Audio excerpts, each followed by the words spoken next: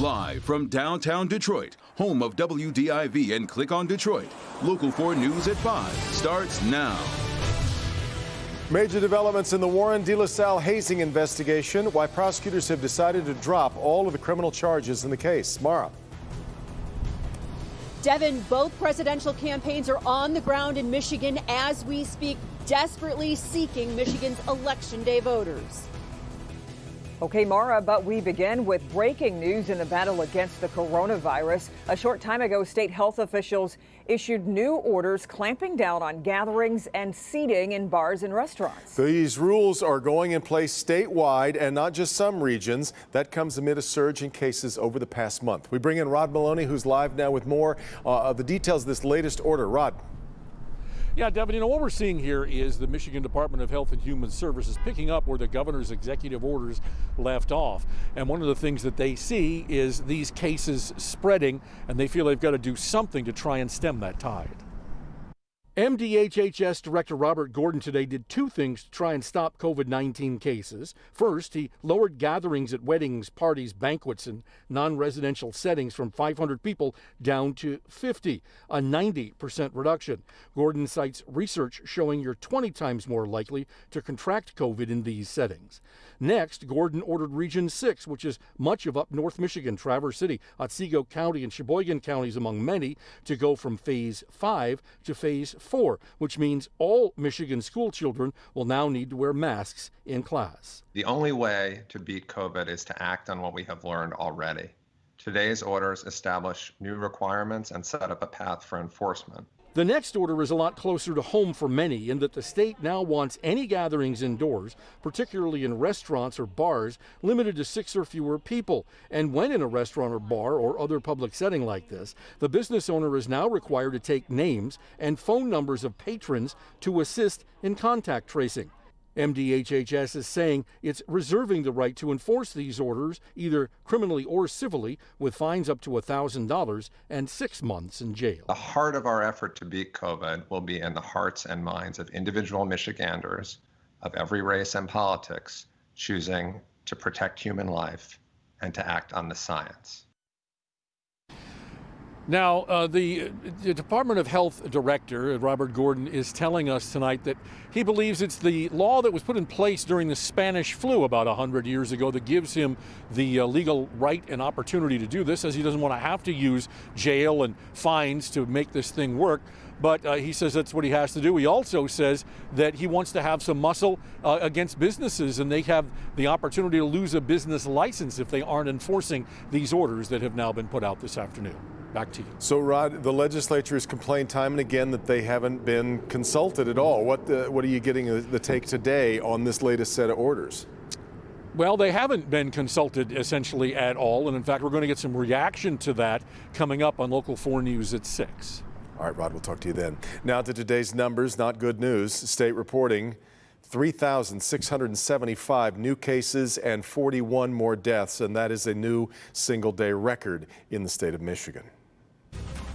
Also breaking right now, a Michigan appeals court has rejected an appeal in the case to ban the open carry of guns outside of polling places on Election Day. The order comes 2 days after a court of claims judge said Secretary of State Jocelyn Benson had exceeded her authority in banning the open carry of guns within 100 feet of a polling place. Attorney General Dana Nessel plans to appeal this decision as well. All right, now to the Warren de La Salle hazing investigation and a major development we broke on Local 4 News today at noon. The St. Clair County prosecutor has announced charges against all 7 students have been dropped. Let's get to Jamie Edmonds live at de La Salle tonight. Jamie, this case has, dragged on a year or so now? The St. Clair County Prosecutor's Office today dismissed charges on the remaining former Warren de La Salle collegiate students involved in the hazing and bullying incident from 2019. Prosecutor Michael Wendling says dismissal was granted after conditions were met. The prosecutor tells me the students attended an anti-bullying program. They sent letters of apology to the victims, and they graduated high school. These dismissals mean all 7 cases have now been dismissed. Warren Police was the department that investigated. Commissioner Bill Dwyer agrees with the prosecutor's decision. So quite frankly, you could say that these young men have been on probation for about a year now. And what they've done is change their lives. And it was never our intent to destroy the lives of young men. The last 2 students charged had requested a jury trial, and that was set for March. But due to COVID, the prosecutor's office didn't feel they could have a jury trial in a reasonable amount of time. He says the culture at De La Salle has changed under a new president and a new football coach, and he doesn't believe it would happen again. De La Salle President Larry Rensillo released a statement that reads in part, "This has been a challenging time for our school community, and our thoughts and prayers continue for all of the students and De La Salle families affected. Moving forward, De La Salle remains committed to the success of its students and its entire community, consistent with its LaSallian roots in faith, morality, and integrity."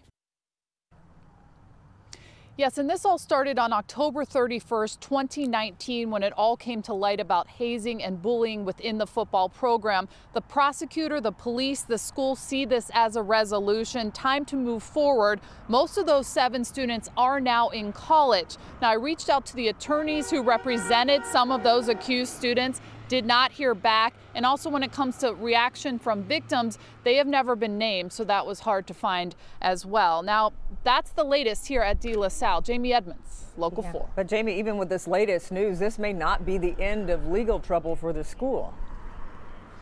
That's right, Kimberly. A new civil case was filed last week in Macomb County Circuit Court.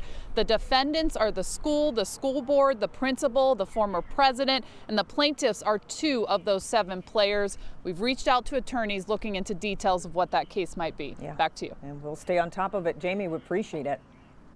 2 members of an alleged white supremacy group are facing charges after allegedly intimidating an Ann Arbor area family. The self-proclaimed leader, 25-year-old Justen Watkins and 35-year-old Alfred Gorman, are charged with gang membership, unlawful posting of a message, and using computers to commit a crime. The charges follow an investigation into a group called The Base and a December 2019 incident in which a Dexter family saw both men taking photos on their porch. Those photos were uploaded onto social media with a caption alluding to a person involved with an Antifa podcast.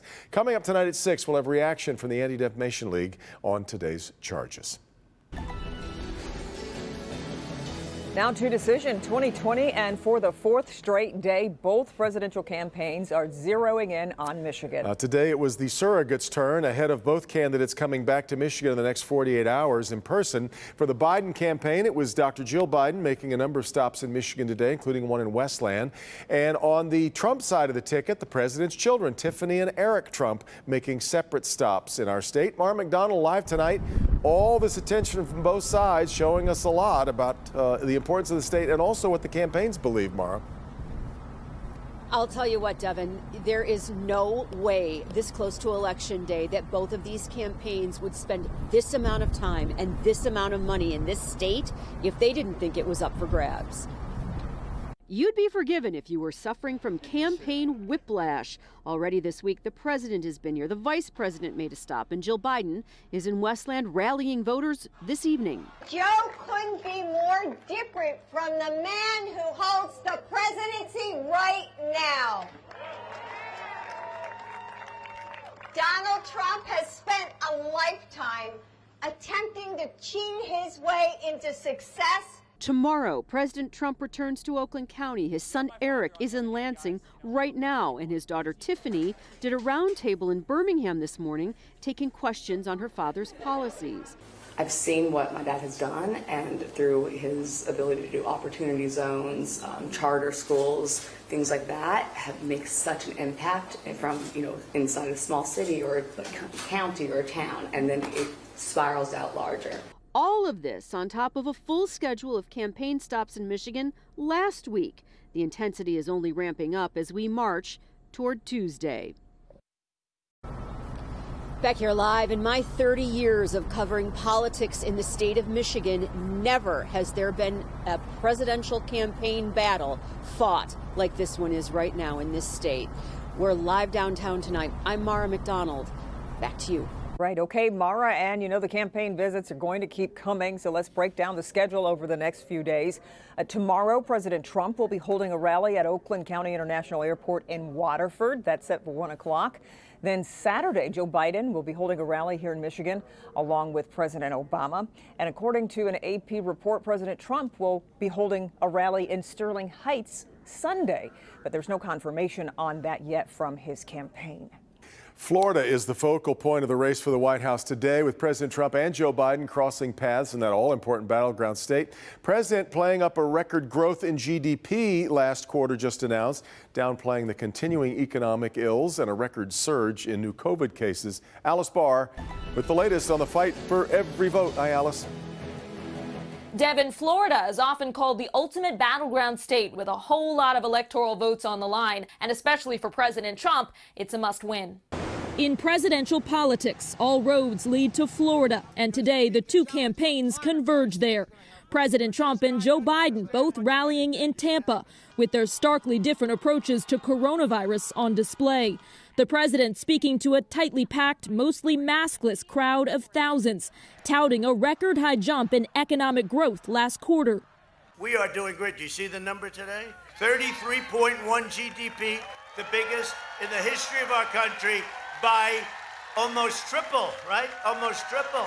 But the gains don't make up for historic losses earlier in the pandemic, and economists fear another downturn, with new COVID cases topping 80,000 for the first time in a single day. I'm not going to shut down the economy.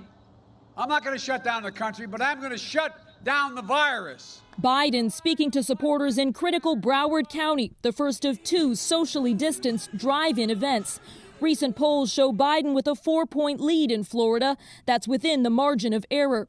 Seniors giving Biden a boost, with President Trump's handling of the pandemic a top priority. I had COVID, so I do feel very strongly and have very strong feelings about COVID. Had he done something earlier, I might not have gotten it. He has done everything that anyone could have done. The Hispanic vote also key in this state. Biden now promising a task force to reunite more than 500 immigrant children separated from their parents at the border. Tomorrow, the campaign trail shifts back to a Midwest blitz, with the candidates crossing paths again in Minnesota and Wisconsin. In Washington, Alice Barr, Local 4. Okay, Alice, much more to come here on a Thursday. Let's check in with Ben. Kim and Devin, you may see a few raindrops on your windshield tonight, but everybody's going to feel the chill going into the weekend. Our coldest start of the season yet. We'll look at it next. Detroit City Clerk speaking out today with an important message for you as we approach the big election. I'm Hank Winchester. Help me, Hank, tonight. All right, Hank, but first, the country's top infectious disease expert has one thing he wants you to think about ahead of Thanksgiving. We'll have that next.